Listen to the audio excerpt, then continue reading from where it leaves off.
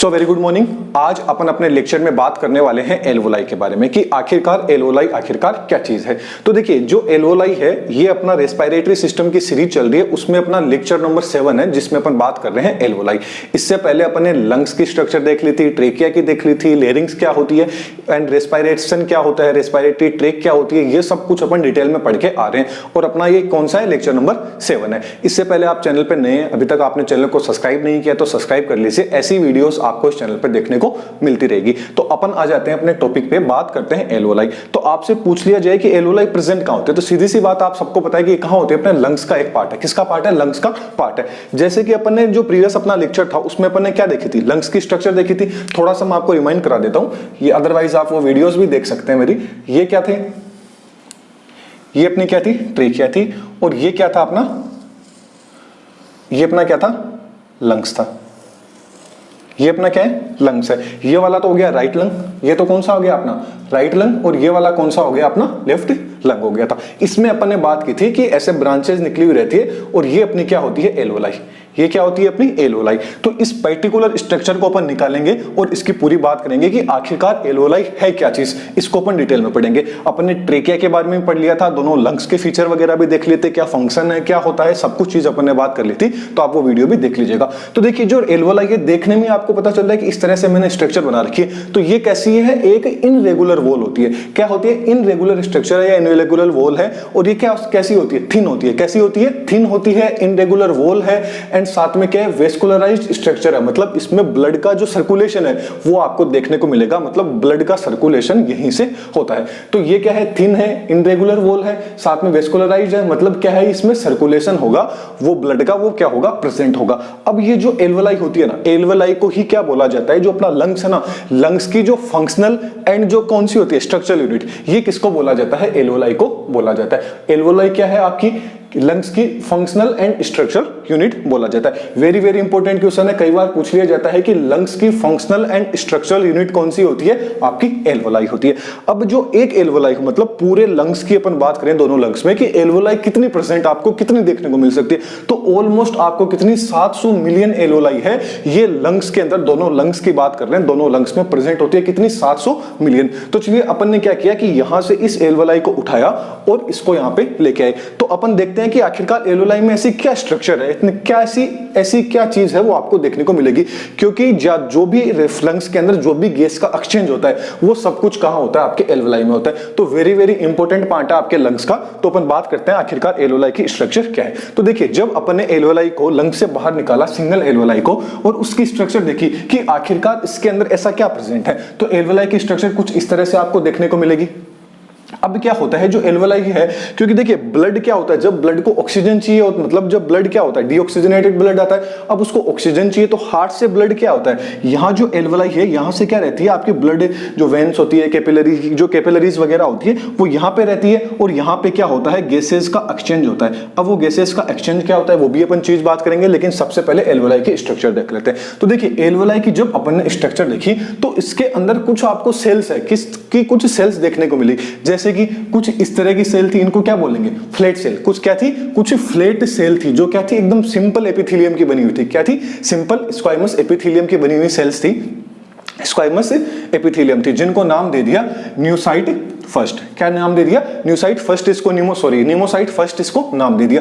अब ये जो आप देख रहे हैं जो फ्लैट सेल है, ये जो फ्लैट सेल है किसकी बनी है, सिंपल एक्वाइमस एपिथेलियम जो टिश्यू होता है उसकी बनी हुई है। अब ये क्या है, नीमोसाइट सेल फर्स्ट है। इनका काम क्या था, इनका काम था कि ये क्या करती है, जो गैस एक्सचेंज होता है उसके अंदर हेल्प करती है। तो आपसे पूछ लिया जाए कि नीमोसाइट फर्स्ट जो सेल होती है, फर्स्ट है, उसका काम क्या होता है, ये क्या होती है, फ्लैट सेल होती है, मतलब सिंपल एक्वाइमस एपिथेलियम की बनी होती है, और इनका काम होता है, क्या होता है, गैस एक्सचेंज करने के अंदर ये अपना रोल इंपॉर्टेंट प्ले करती है। इसके अलावा बीच बीच के अंदर इसको कुछ इस तरह की रेड वाली स्ट्रक्चर देखने को मिली, कुछ बड़ी इसको मतलब क्यूब लाइक स्ट्रक्चर देखने में पता चल रहा है, क्यूब लाइक स्ट्रक्चर देखने को मिली। इनको नाम दे दिया न्यूमोसाइट सेकंड। इनको क्या नाम दे दिया, न्यूमोसाइट सेकंड। जो आप रेड कलर में देख रहे हैं ये क्या है, न्यूमोसाइट सेकंड है।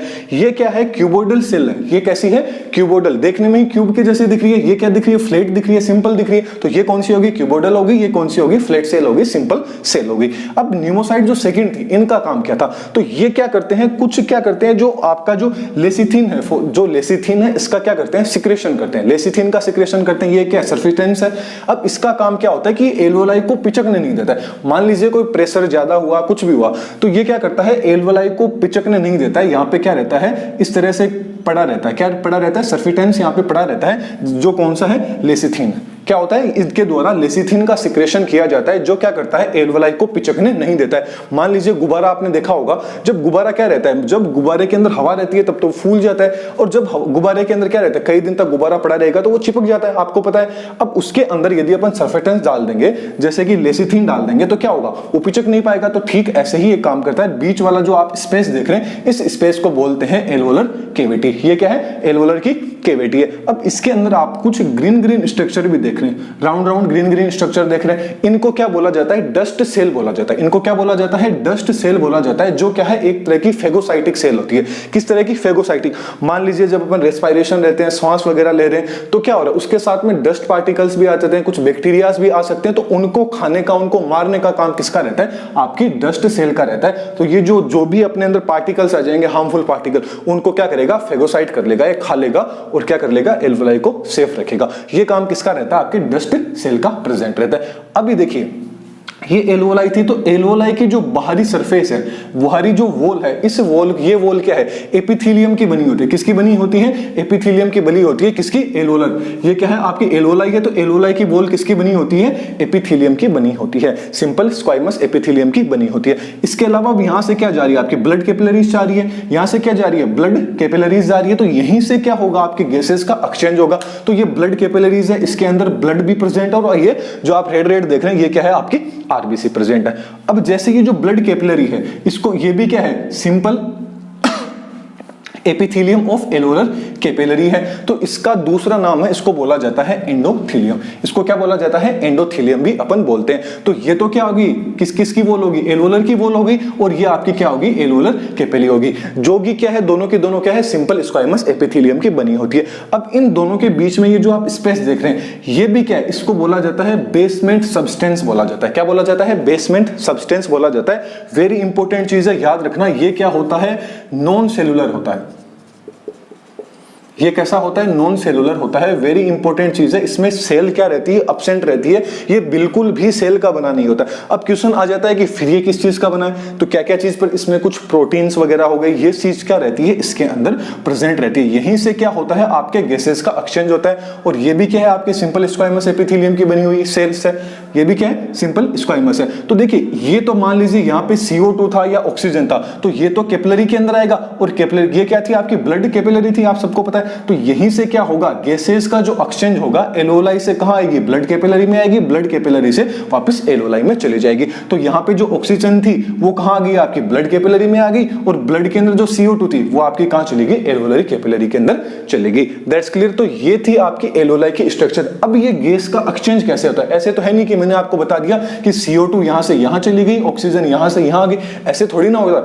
इसकी पूरी की पूरी प्रोसेस होती है, जो अपन अगले लेक्चर में देखेंगे। अपनी पूरी सीरीज चल रही है, आज अपना फोकस था कि एल्वोलाई की स्ट्रक्चर कैसी होती है, अंदर से एल्वोलाई कैसी दिखती है। तो जो गैस का जो एक्सचेंज होता है वो कहां होता है, आपकी एल्वोलाई के अंदर ही होता है। गैस का एक्सचेंज लंग्स के अंदर। और लंग्स की आपसे पूछ ले जाए कि लंग्स की स्ट्रक्चरल एंड फंक्शनल यूनिट कौन सी होती है, तो वो कौन सी होती है, आपकी एल्वोलाई होती है। इसके जो कंप्लीट नोट्स हैं वो आपको टेलीग्राम पे मिल जाएंगे। यहां आप सिर्फ समझ लीजिए, नोट्स आपको टेलीग्राम पे मिल जाएंगे, वहां से आप एकदम डाउनलोड कर सकते हैं, वहां पढ़ सकते हैं, यहां सिर्फ आप समझ सकते हैं। तो चलिए नेक्स्ट लेक्चर में बात करेंगे, जिसमें अपन गैसेस का, CO2 का, O2 का, इन सबका गैसेस का ट्रांसपोर्ट किस तरह से होता है, इस चीज को अपन डिटेल में देखेंगे। तो चलिए नेक्स्ट लेक्चर में मिलेंगे।